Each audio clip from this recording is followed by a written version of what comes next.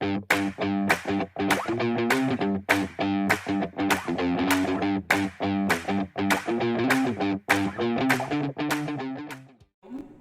yang dikasihi Tuhan, kita berjumpa lewat video ini. Saya akan sampaikan tentang firman Tuhan, yaitu seruan bertobat secara massal yang terambil dalam Yunus pasal 1 ayat 1 sampai 7. Demikian firman Tuhan yang saya bacakan. Datanglah firman Tuhan kepada Yunus bin Amittai demikian, bangunlah, pergilah ke Niniwe, kota yang besar itu. Berserulah kepada mereka karena kejahatannya telah sampai kepadaku. Tetapi Yunus bersiap untuk melarikan diri ke Tarsis, jauh dari hadapan Tuhan. Ia pergi ke Yafo dan mendapat di sana sebuah kapal yang akan berangkat ke Tarsis. Ia bayar biaya perjalanannya, lalu naik kapal itu untuk berlayar bersama-sama dengan mereka ke Tarsis, jauh dari hadapan Tuhan. Tetapi Tuhan menurunkan angin ribut ke laut. Lalu terjadilah badai besar, sehingga kapal itu hampir terpukul hancur. Awak kapal menjadi takut, masing-masing berteriak-teriak kepada Allahnya, dan mereka membuang ke dalam laut segala muatan kapal itu untuk meringankannya. Tetapi Yunus telah turun ke dalam ruang kapal yang paling bawah dan berbaring di situ, lalu tertidur dengan nyenyak. Datanglah nahkoda mendapatkannya sambil berkata, bagaimana mungkin engkau tidur begitu nyenyak? Bangunlah, berserulah kepada Allahmu. Barangkali Allah itu akan mengindahkan kita sehingga kita tidak binasa. Lalu berkatalah mereka satu sama lain, marilah kita buang undi supaya kita mengetahui karena siapa kita ditimpa oleh malapetaka ini. Mereka membuang undi dan Yunuslah yang kena undi. Nabi Yunus diutus Tuhan ke kota Niniwe yang berpenduduk 120.000 orang untuk menyampaikan hukuman Tuhan atas orang-orang Niniwe karena kejahatannya. Nah, itu sangat melebihi apa yang dikatakan kelewat batas, ya. Tapi Yunus menyimpang dari perintah Tuhan. Dia naik kapal ke Tarsis dan dia tidak mau datang ke Niniwe, dan dia lari berseberang dari Tarsis itu ke timur, dia lari ke barat. Tarsis itu dekat dengan Spanyol. Nah, saudaraku, Tuhan tidak menyatakan hukuman, tetapi Tuhan menyatakan peringatan bahwa akan ada hukuman karena kejahatan yang sedemikian besar yang Tuhan tidak tahan. Kejahatan yang dilakukan oleh orang-orang Niniwe itu sudah sampai kepada Tuhan, sehingga Tuhan tidak menyadari dan Tuhan tidak mampu lagi untuk melihat mereka, sehingga Tuhan menyatakan dihukum saja. Tetapi Tuhan selalu memberikan peringatan kepada setiap hukuman yang akan disampaikan. Jadi Tuhan tidak langsung menghukum, tetapi Tuhan selalu memberikan peringatan. Yunuslah orang yang diutus. Dia seorang nabi, tetapi Yunus ini punya kepahitan terhadap orang-orang Niniwe. Niniwe adalah sebuah kota yang besar dan dia adalah ibu kota dari kerajaan Asyur. Dan Yunus ini melihat kekejaman orang-orang Niniwe. Mereka itu komplit, sempurna kejahatan mereka. Ada LGBT, ada homo dan pembunuhan, perzinahan, perkosaan, penipuan. Pokoknya semua ada di situ. Tuhan tidak tahan melihat hal ini. Maka Yunus cepat disuruh Tuhan, tapi Yunus menyimpang. Ketika Yunus di tengah laut, di situ Tuhan berperkara dengan Yunus.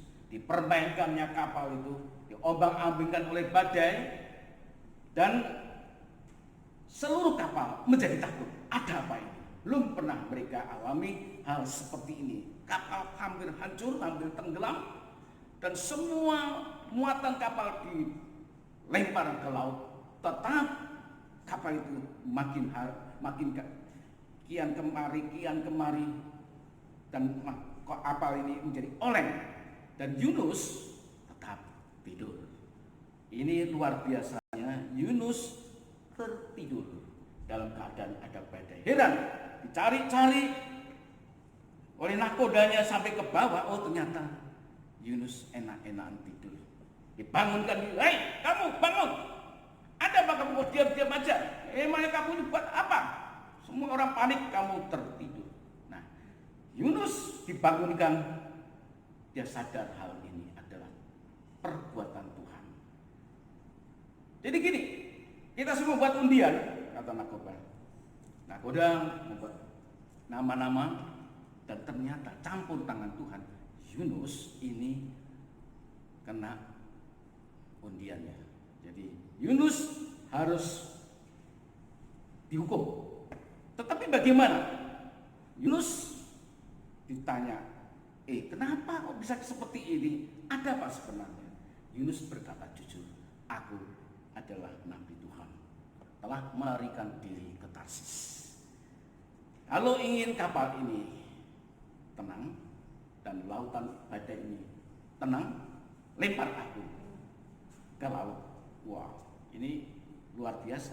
Ya, mereka sudah ketakutan, tetapi di situ mereka mulai percaya kepada Tuhan. Tuhan selalu memakai situasi seperti ini untuk membuat manusia itu bertobat. Jadi lewat perkara Yunus ini, justru malah membuat orang lain di dalam kapal itu bertobat, menyadari dan mereka berseru kepada Tuhan, ampuni, ampuni.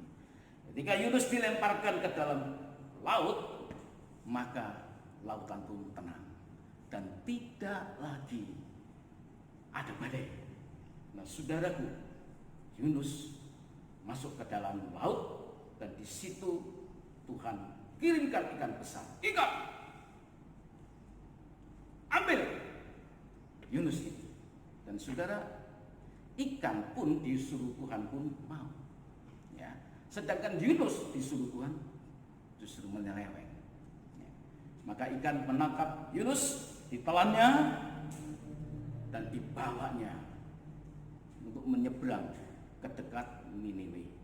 Nah, saudaraku, di dalam perut ikan ini ajaib bahwa Yunus bisa bertahan. Ini campur tangan Tuhan. Sebab di dalam ikan itu mungkin tidak ada oksigen, tetapi bisa bertahan. Apa yang dibuat Yunus di situ? Di dalam Yunus 1 ayat 14, di situ dikatakan begini. Lalu berserulah mereka kepada Tuhan, kata, ya Tuhan, janganlah kiranya Engkau biarkan kami binasa karena nyawa orang ini, dan janganlah Engkau tanggungkan kepada kami darah orang yang tidak bersalah, sebab Engkau Tuhan telah berbuat seperti yang Kau kehendaki. Nah, saudara, ini seruan bertobat dari orang-orang dalam kapal, sedangkan Yunus di sini juga bertobat ketika dia di dalam perut ikan, dia berdoa gini. Berdoalah Yunus dalam Yunus 2 ayat 1, berdoalah Yunus kepada Tuhan Allahnya dari dalam perut ikan itu, katanya, dalam kesusahanku aku berseru kepada Tuhan dan Ia menjawab aku. Nah, saudaraku yang dikasih Tuhan, inilah Yunus. Orang dunia mungkin ini seperti main-main, ya, cerita fiktif saja. Masa orang masuk dalam perut ikan bisa masih hidup? Nah, nyatanya seperti itu. Tuhan kirimkan ke kota Niniwe, dan dia di situ berseru kepada orang Niniwe, hai orang-orang Niniwe, 40 hari lagi Tuhan akan nyatakan hukuman kepada kamu. Kalian habis nanti. Tuhan tidak main-main memakai Yunus ini supaya orang-orang Niniwe dengar bahwa Tuhan tidak menghukum sembarangan sebelum dia mengingatkannya. Nah, lewat Yunus ini, alangkah kagetnya Yunus ketika mereka meresponi ini. Justru mereka menanggapi dengan baik. Raja dari Niniwe ini, ya mungkin wali kotanya di situ, berkata kepada rakyatnya, Ayo semua, Tuhan akan menyatakan hukuman. Mereka tidak menghina Yunus, mereka justru meresponi dengan baik, menanggapi bahwa ini hukuman akan datang. Ayo semua, ayo orang tua, muda, anak kecil maupun binatang-binatang, semua berkuasa untuk ini. Luar biasa, mereka bertobat, saudara. Dan Tuhan urungkan niatnya untuk menghukum Niniwe. Tuhan tidak main-main dalam hal ini. Orang sudah dihukum kok tidak jadi dihukum, ya. Tetapi karena pertobatan ini Tuhan mendengarkan, ya. Dan Tuhan tidak jadi menghukum Niniwe. Nah, di sini saudara, saya mau sampaikan tentang arti bertobat, ya. Bertobat itu berarti pertama sadar dan menyesal akan perbuatannya, ya. Bahwa dia mengakui, oh ya aku salah, sadar dan menyesal apa yang aku buat ini. Dan yang kedua, bertobat itu berbalik, tidak mau lagi mengulangi perbuatannya. Itu bertobat, ya, berbalik 180 derajat, dan dia tidak ingin mengulangi lagi. Nah, yang ketiga, mulai berjalan ke jalan yang benar. Yesus berkata, akulah jalan dan kebenaran dan hidup. Tidak ada seorang pun yang datang kepada Bapa kalau tidak melalui aku. Nah, saudara yang dikasih Tuhan, hanya ada satu jalan kebenaran. Seorang bisa bertobat, berseru bertobat, ya. Tetapi kemana pertobatannya? Harus ada orang yang membawa dalam jalan kebenaran. Pertobatannya akan percuma, karena dunia ini selalu mengajak orang untuk melawan Tuhan. Seperti itu, orang Niniwe akan kembali hal yang lama, ya. Nah, saudara, bagaimana orang percaya menanggapi tentang dosa manusia secara nasional? Seperti sekarang ini peristiwa tentang corona, ya. Semua orang berdoa, lalukan corona ini, jangan sampai masuk di kota kami. Dari semua manusia dan semua sekte, semua agama, semua berdoa, bahkan dukun-dukun pun berdoa, ya. Setiap orang berseru jangan ada corona, dan mereka juga melakukan adat dan tradisi untuk menolak cara ini. Nah, saudara, betapa baiknya hal rohani yang mereka lakukan, ya. Bahkan mereka ada berdoa secara massal jam sekian. Saudara, berdoa baik. Berdoa itulah seruan, ya, supaya dilakukannya. Tapi apakah mereka bertobat? Saya meragukan. Dan saya kira ini hanya di bibir saja mereka berdoa. Setelah itu mereka juga akan melakukan lagi. Nah, seruan bertobat ini harus disampaikan kepada seluruh dunia. Virus corona ini bukan hanya di satu wilayah, tetapi seluruh dunia. Nah, Tuhan memakai situasi peristiwa ini untuk membuat umatnya berbalik dan bertobat. Nah, saudaraku yang kekasih, saya tidak tahu apakah virus corona ini perbuatan manusia atau hukuman dari Tuhan. Yang jelas lewat peristiwa ini Tuhan mau campur tangan, ingin umatnya kembali. Tuhan tidak ingin umatnya itu terhukum. Dia tidak ingin umatnya itu dalam ancaman. Dia ingin supaya umatnya itu mendapatkan pemulihan. Nah, sudah tidak ada cara lain untuk bertobat, ya, hanya bertobat. Bukan hanya doa-doa, semua bisa lakukan, ya. Pemerintah Indonesia juga mengatakan doa, ya, dan melakukan berbagai cara untuk mengantisipasi, menjaga semua supaya tidak kena virus. Mereka pakai kekuatan sendiri, tapi tidak disampaikan satu kata saja. Bertobatlah hai seluruh Indonesia. Saudara, saya percaya tidak lama Indonesia akan berhenti dari virus ini. Saya percaya di situ, saudara. Dan bukan karena bagaimana cara untuk mengantisipasi, untuk menjaga, untuk membersihkan virus ini, membuang virus ini, menolak virus ini. Nah, saudaraku, setiap musibah ini adalah merupakan tanda, ya, musibah apapun merupakan tanda kedatangan Tuhan.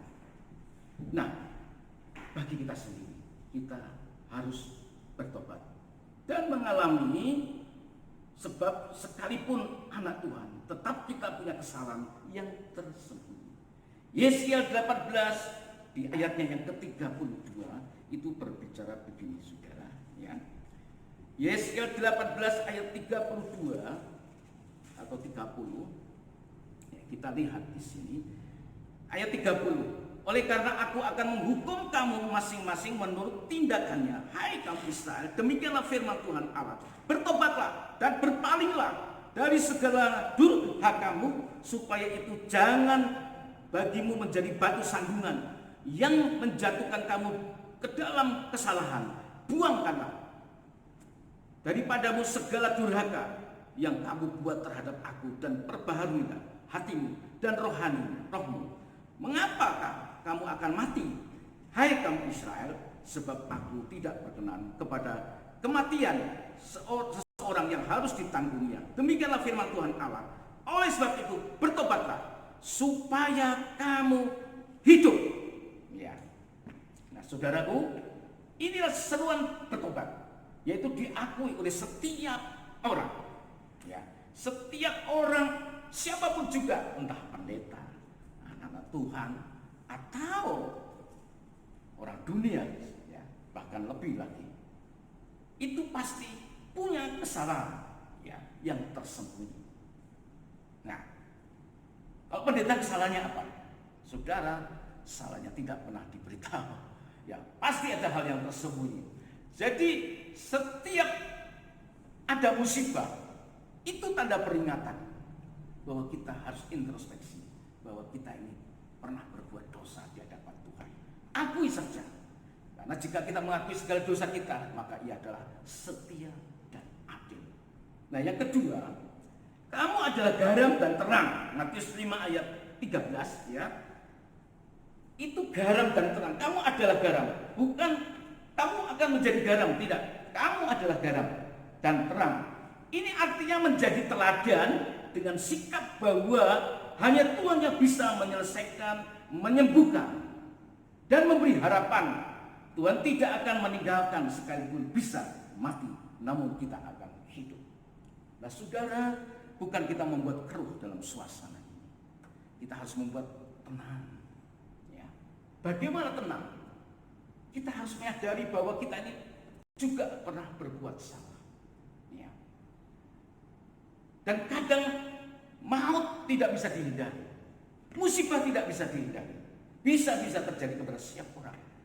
Ya, musibah atau virus ini, dia tidak peduli siapa dia, entah dia pendeta, anak Tuhan, ya, atau orang-orang rohaniawan dunia, rohaniawan dari beberapa agama, ya, tidak pandang. Siapapun yang kena pasti menjalankan terinfeksi dan hanya hidup atau mati saja, sembuh atau mati. Ya. Nah, di sini anak Tuhan itu adalah garam, memberikan teladan bahwa dia menjadi panutan ketika kena musibah ini. Ya, hanya ya Tuhan yang tahu, hanya Tuhan yang bisa melakukan ini. Negeri Cina, sebelum mereka dipulihkan, mereka mengatakan virus seperti ini tidak ada seorang manusia yang bisa sembuhkan, hanya Tuhan saja. Nah, ketika dia mengatakan bahwa Tuhan yang menyembuhkan, di situ tidak lama Cina pulih dan sudah selesai di sana. Nah, bagaimana dengan kita? Apakah kita merasa diri benar? Merasa diri kita ini tidak pernah salah? Nah, saudara, ini harus dinyatakan pertobatan massal. Dimulai dari orang Kristen, dimulai dari kita. Jangan kita cuma berdoa, pulih, usir semua, ya, kutuk ini. Nah, kita semua pernah bersalah. Jadi kita ini harus menjadi teladan.